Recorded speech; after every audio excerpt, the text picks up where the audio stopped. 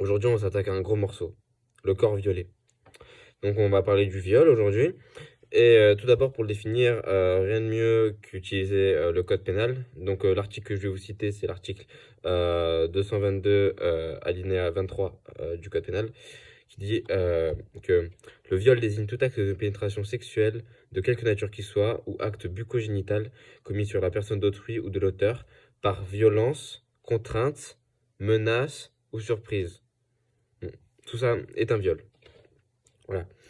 Donc, on va parler du viol, mais il faut également parler du consentement, parce qu'en effet, ce sont deux notions fondamentales qui sont reliées.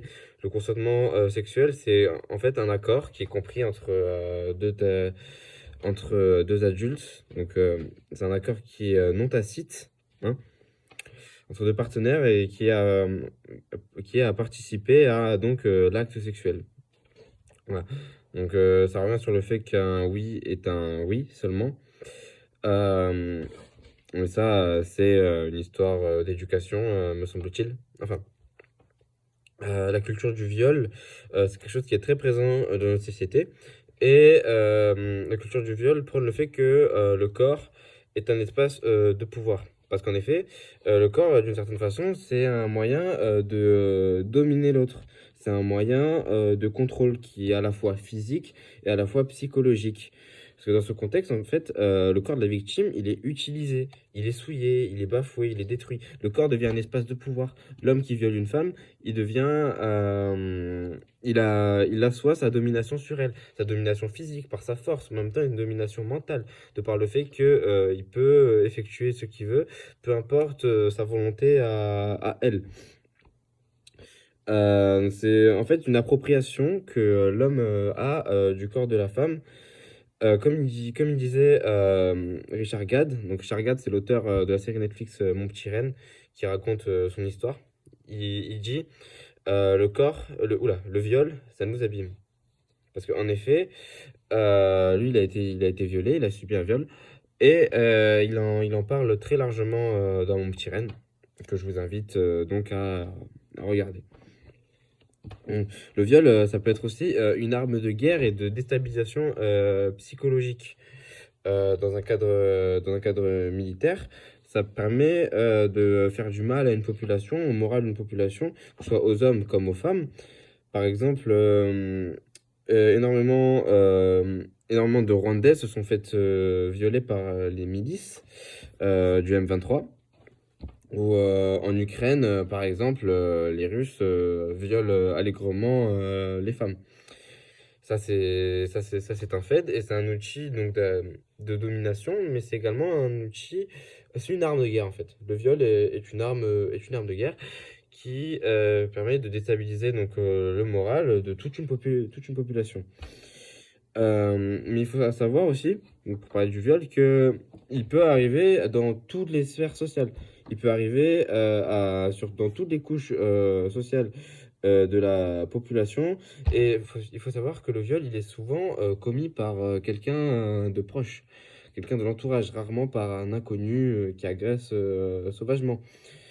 Euh, on sait que le viol touche toutes les sphères sociales. Quand on regarde récemment ce que l'histoire nous a montré, le procès de Dominique Pélicaud, donc l'affaire Pélicaud, où Gisèle Pélicaud, elle, s'est faite violer et s'est faite exploiter par son mari, donc un proche, mais qui plus est, il l'a drogué, il a vendu son corps à plus d'une centaine d'hommes, et sur les 51 personnes qui ont été jugées, on peut voir que c'est des monsieur tout le monde, c'est des personnes de toutes les classes sociales, de toutes les origines, de toutes les bords politiques.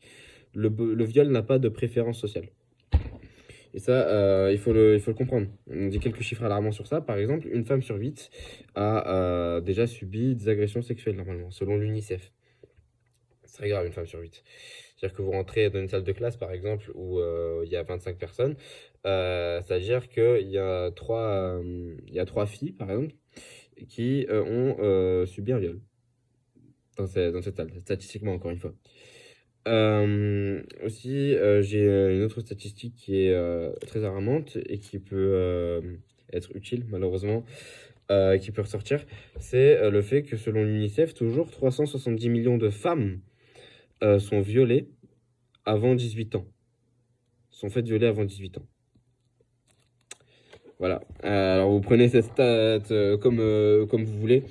Enfin, le viol, en fait, il l'objectifie et il fait du mal à la victime dans le sens où il peut lui causer des traumatismes.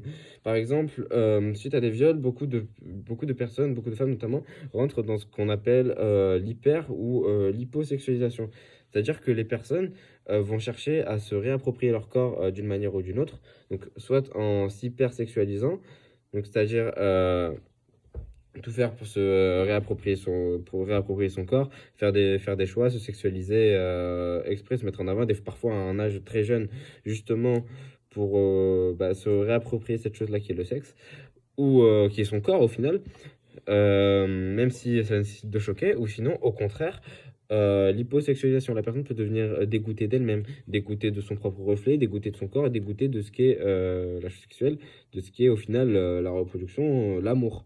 Parce qu'en fait, tout ça rentre dans un cadre où la personne cherche à reprendre un contrôle sur son corps, un contrôle qui lui a été dérobé par quelqu'un d'autre qui a assis son pouvoir sur cette personne. Un viol donc, rentre dans les traumatismes, il peut causer naturellement de l'anxiété, de la dépression, du stress post-traumatique. Enfin, il faut comprendre que le viol c'est une violence qui est certes individuelle, mais elle est aussi collective. Parce qu'elle est ancrée dans notre société et elle marque un échec de notre société par rapport à ça.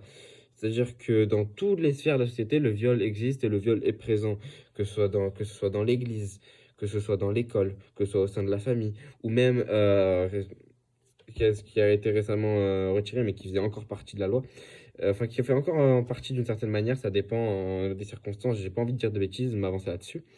Le devoir conjugal, tout simplement. C'est que le fait que dans un mariage, l'un des deux parties doit répondre aux besoins sexuels de la personne en face. Euh, autre- Autrement dit, par exemple, moi, je suis un mari, je suis pas content parce que ma femme ne m'a pas fait l'amour depuis un mois, par exemple. Bah, il est de son devoir d'accepter de coucher avec moi. C'est dans le contrat, grosso modo, c'est comme si c'était une clause. Et ça, c'est un viol qui est banalisé. C'est le viol conjugal, littéralement. Enfin, on va essayer de repartir sur une note positive parce que le viol, quand même, je veux dire, c'est quand même quelque chose qui s'atténue. Je veux dire, avec le procès, oula, je bégaye un petit peu.